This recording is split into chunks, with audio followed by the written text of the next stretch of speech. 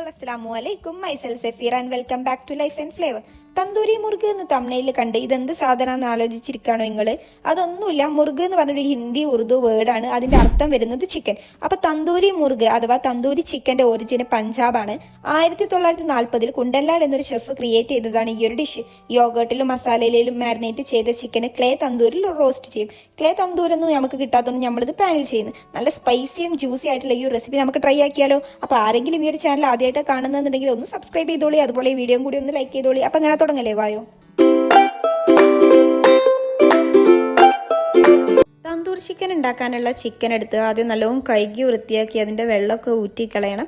എന്നിട്ട് അത് കുത്തി കൊടുക്കണം. ഞാനിവിടെ ഒരു 15 പീസ് ചിക്കൻ എടുത്തിട്ടുണ്ട്. ലെഗ് പീസ് ഉണ്ടെങ്കിൽ അതെടുക്കാം. അതിൽ ചെയ്യുമ്പോഴാണ് ഒന്നും കൂടി ടേസ്റ്റ് ഉണ്ടാവുക. അതില്ലാത്തവരാണെന്നുണ്ടെങ്കിൽ ഏതെങ്കിലും പീസ് എടുക്കുക.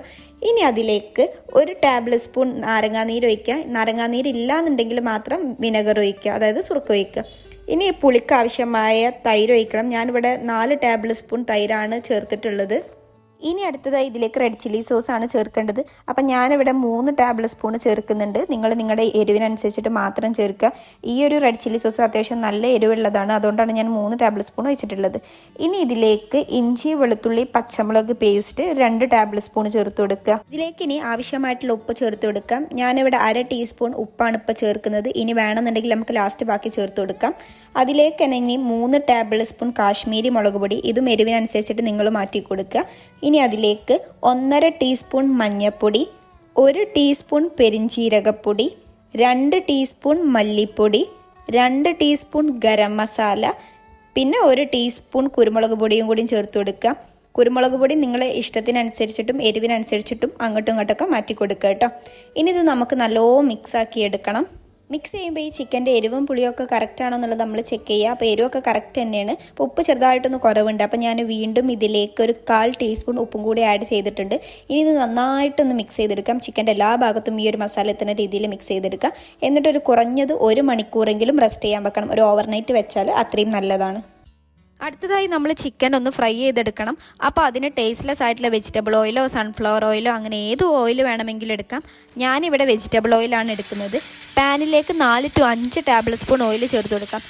ഈ ഒരു റെസിപ്പിൻ്റെ പ്രത്യേകത എന്ന് പറഞ്ഞാൽ നമ്മളൊരു കുറഞ്ഞ എണ്ണയിലാണ് ഇത് ഫ്രൈ ആക്കി എടുക്കുന്നത്. ഇങ്ങനെ ചെയ്യുമ്പോഴാണ് ഒരു പ്രത്യേക ടേസ്റ്റും ഉണ്ടാവുക.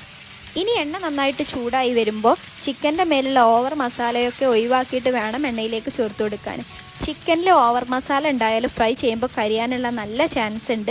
പിന്നെ മസാല നമ്മൾ ഒഴിവാക്കരുത്. അത് വെച്ചിട്ട് നമുക്ക് വേറൊരു പണിയുണ്ട്. അപ്പോൾ അതവിടെ സെപ്പറേറ്റ് ചെയ്ത് മാറ്റി വെക്കണം. ലോ ടു മീഡിയം ഫ്ലെയിമിൽ നമ്മൾ ശ്രദ്ധിച്ചിട്ട് വേണം ചിക്കന് ഫ്രൈ ആക്കി എടുക്കാൻ. അല്ലെങ്കിൽ കരിയാനുള്ള ചാൻസ് പ്രത്യേകം ഉണ്ട്. അതുകൊണ്ടാണ് ഞാൻ വീണ്ടും റിപ്പീറ്റ് ചെയ്ത് പറയുന്നത്. നമ്മൾ നല്ല ശ്രദ്ധിച്ചിട്ട് വേണം ഈ ഒരു ചിക്കന് ഫ്രൈ ആക്കി എടുക്കാൻ. പിന്നെ ചിക്കന് ഫ്രൈ ചെയ്യുമ്പോൾ ഒരിക്കലും ഓവർ ക്രിസ്പി ആവരുത്. ചെറിയ രീതിയിലൊന്ന് ക്രിസ്പി ആയാൽ മതി. ഉള്ളു നന്നായി വെന്തെന്ന് തോന്നുമ്പോൾ നമുക്ക് ചിക്കനൊക്കെ ഒന്ന് കോരി മാറ്റാം. അടുത്തതായി നമുക്ക് തന്തൂരിലേക്ക് ഒരു സ്പെഷ്യൽ ടേസ്റ്റ് കിട്ടുന്ന പരിപാടിയാണ് നമ്മൾ ചെയ്യാൻ പോണത്. അപ്പോൾ ബട്ടറിൻ്റെ ടേസ്റ്റ് ഇഷ്ടമുള്ളവരാണെന്നുണ്ടെങ്കിൽ പാന് ചൂടായതിനു ശേഷം 2 ടേബിൾ സ്പൂൺ ബട്ടർ ചേർത്ത് കൊടുക്കുക. ഇനി ബട്ടറിൻ്റെ ടേസ്റ്റ് ഇഷ്ടമില്ലാത്തവരാണെന്നുണ്ടെങ്കിൽ മിനിമം 1 ടേബിൾ സ്പൂണെങ്കിലും ചേർത്ത് കൊടുക്കുക. ഇനി അത് നന്നായിട്ട് ചൂടായി വരുമ്പോൾ നമ്മൾ നേരത്തെ ചിക്കനിൽ മാറ്റി വെച്ച മസാല ഉണ്ടല്ലോ, ചിക്കൻ മാരിനേറ്റ് ചെയ്ത, അത് മുഴുവനായിട്ടും ഇതിലേക്ക് ചേർത്ത് കൊടുക്കുക. ഇനി ഇത് ലോ ടു മീഡിയം ഫ്ലെയിമിൽ ഈ മസാലയുടെ പച്ചമണം മാറുന്നത് വരെ ഒന്ന് മിക്സ് ചെയ്ത് കൊടുക്കണം. ഏകദേശം ഒരു 4 to 5 മിനിറ്റ് ആകുമ്പോൾ തന്നെ ഈ മസാലയുടെ പച്ചമണം മാറിക്കിട്ടും ചെയ്യും, ചെറുതായിട്ടൊരു കളർ മാറുകയും ചെയ്യും. ആ സമയത്ത് നമ്മൾ നേരത്തെ ഫ്രൈ ചെയ്ത് മാറ്റി വെച്ച ചിക്കൻ ഇതിലേക്ക് മുഴുവനായിട്ടും ചേർത്ത് കൊടുക്കുക. എന്നിട്ട് അത് നല്ല രീതിയിലൊന്ന് മിക്സാക്കി കൊടുക്കുക. ഈ ഒരു മസാല നന്നായിട്ട് ചിക്കനിലേക്കൊന്ന് എത്തണം. ആ ഒരു രീതിയിൽ വേണം നമ്മളൊന്ന് മിക്സാക്കി എടുക്കാൻ. ഇനി ഈ ഒരു ചിക്കൻ മിക്സിലേക്ക് നമ്മളൊരു സ്പെഷ്യൽ ഇൻഗ്രീഡിയൻറ്റ്, അതായത് കസൂരി മേത്തി ചേർത്ത് കൊടുക്കുന്നുണ്ട്. ഏകദേശം 2 ടീസ്പൂണാണ് ചേർക്കുന്നത്. ഇനി അതും കൂടി ചേർത്ത് ഈ ചിക്കനൊന്ന് നന്നായിട്ടൊന്ന് മിക്സ് ചെയ്തെടുക്കാം. ഈ ഒരു കസൂരി മേത്തി ചിക്കൻ്റെ എല്ലാ ഭാഗത്തും എത്തുന്ന രീതിയിലൊന്ന് മിക്സ് ചെയ്തെടുക്കുക. ഇനി ഇതിലേക്ക് മൊസറല്ലോ ചീസ് ചേർത്ത് കൊടുക്കാം. ഈ ഒരു മൊസറല്ലോ ചീസ് ചേർക്കുന്നത് തികച്ചും ഓപ്ഷണലാണ്. വേണമെന്നുണ്ടെങ്കിൽ മാത്രം ചേർത്താൽ മതി. ഇത് ചേർക്കുമ്പോൾ ഒരു പ്രത്യേക ടേസ്റ്റ് കിട്ടും. അപ്പോൾ അതിനുവേണ്ടി മാത്രം ചേർക്കുന്നതാണ്. മൊസറല്ലോ ചീസ് ചേർത്തതിന് ശേഷം 1 മിനിറ്റ് ഫ്ലെയിം ലോയിലാക്കി നമുക്ക് ഫ്ലെയിം ഓഫ് ചെയ്യാം. എന്നിട്ട് ഇത് അടച്ച് വെച്ചിട്ടൊന്ന് കുക്ക് ചെയ്തെടുക്കാം. 5 മിനിറ്റ് കൊണ്ട് തന്നെ ഇത് സെർവ് ചെയ്യാൻ പറ്റും. മൊസറല്ല ചീസൊക്കെ ആഡ് ചെയ്തുകൊണ്ട് തന്നെ ചൂടോടെ വേണത് കഴിക്കാൻ, ചപ്പാത്തിക്കും ഗീ റൈസിക്കും. ഇനി അതല്ല, ഇത് വെറുതെ കഴിക്കാൻ പോലും ഭയങ്കര ടേസ്റ്റാണ്. ചിക്കൻ നല്ല ജ്യൂസി ആയിട്ടാണുള്ളത്. അപ്പോൾ നിങ്ങളിനി ചിക്കൻ മേടിക്കുമ്പോൾ ഇത് ഒരു വട്ടെങ്കിലും ഉണ്ടാക്കി നോക്കി, എന്തായാലും നിങ്ങൾക്ക് ഇഷ്ടമാവും. അതുപോലെ നിങ്ങളുടെ ഫീഡ്ബാക്ക് കമൻറ്റ് ബോക്സിലും കൂടി അറിയിക്കുക. അപ്പം അത്രേ ഉള്ളൂ. Bye all.